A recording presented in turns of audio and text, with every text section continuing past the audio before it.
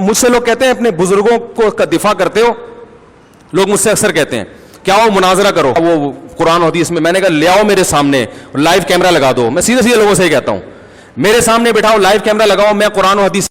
ان کے لیے ایک غم کی کیفیت بنی ہوئی ہے, تو یہ اس لیے چیخ رہے ہیں اور کہتے ہیں مناظرہ کرا لو. مناظرہ آپ کر کے دیکھ لیں, ہمیں پتہ ہے کہ اس کا کوئی حل نہیں.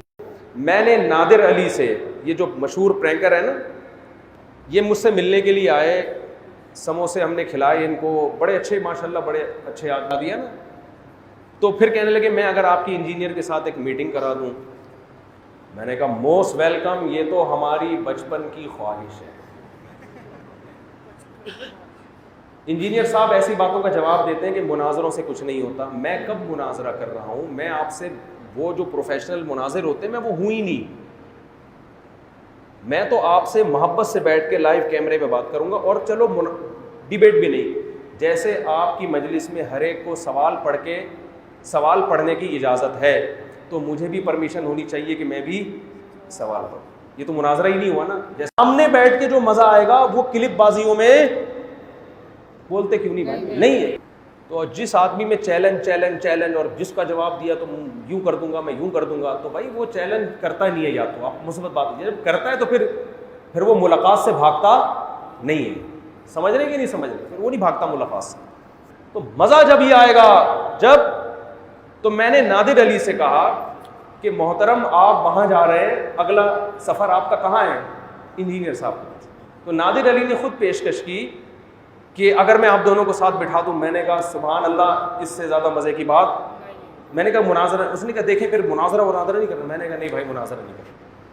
یہاں تک پھر نادر علی نے کہا نہیں, آپ کو سوال پوچھنے کی بھی اجازت نہیں ہے, نہ وہ سوال پوچھے گا نہ آپ, صرف محبت سے ایک میٹنگ ہو جائے گی آپ.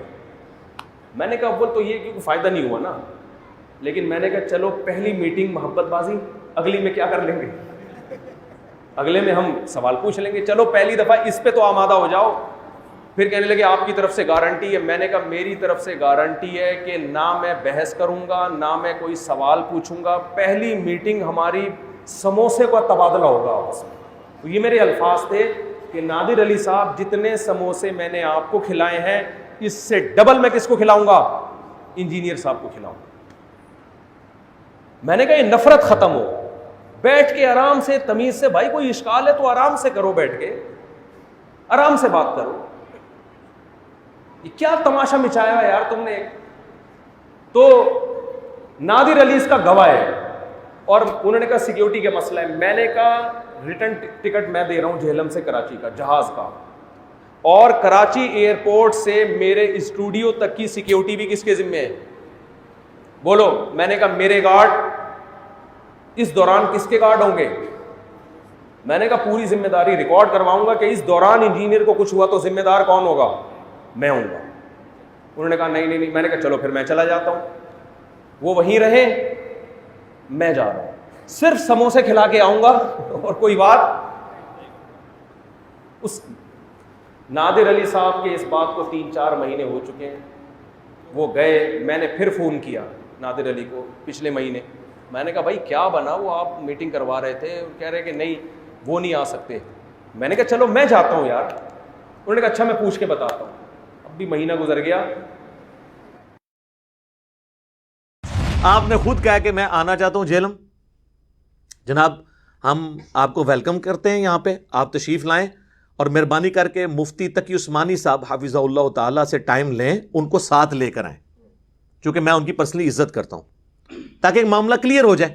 اور یہ میں شرط نہیں رکھ رہا, اگر بڑا نہیں بھی آتا آپ کے ساتھ, مفتی صاحب تشریف لے آئیں, آپ اکیلے ہی آ جائیں, اپنا کیمرہ مین بھی بے شک لے آئیں آپ, اور آپ لائیو ویڈیو چلانا چاہتے ہیں چلائیں, اصول پہ بات کریں, میں تیار ہوں. ویسے میرا دل کہہ رہا ہے میں ایک بات کروں کہ ٹائم آپ کے پاس قیامت تک کے لیے, آپ کبھی بھی ادھر نہیں آئیں گے, آپ کا کوئی بڑا ادھر نہیں آئے گا.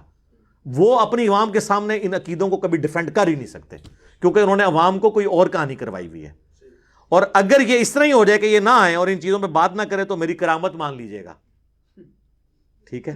اور اگر یہ آ جائیں اور ان عقیدوں پہ بات کر لیں تو میں خوشی سے پھولے نہیں سماؤں گا اور اپنی اجتہادی خطا اسے مان لوں گا. مجھے تو یہی چاہیے کہ آئیں, ویڈیو ریکارڈ ہو, لائیو چلے, تو حق کا حق ہونا, باطل کا باطل ہونا سامنے آ جائے انشاءاللہ. ہم تو یقین کریں آپ ایک ایک لمحہ جو ہے نا شوق سے گزاریں گے کہ کب مفتی صاحب یہاں پہ تشریف لائیں. ٹھیک ہے نا جی, جب مرضی لے آئیں آپ. جس دن یہ ویڈیو اپلوڈ ہو اس سے اگلے دن ہی بے شک ٹکٹ کٹائیں, آپ رابطہ کریں ہماری اکیڈمی کے اندر. بلکہ وہ میں نادر بھائی کی بھی ڈیوٹی لگا دیتا ہوں کہ بھائی یہ ویڈیو اپلوڈ ہو گئی ہے, مفتی صاحب کو لے آئیں انشاءاللہ.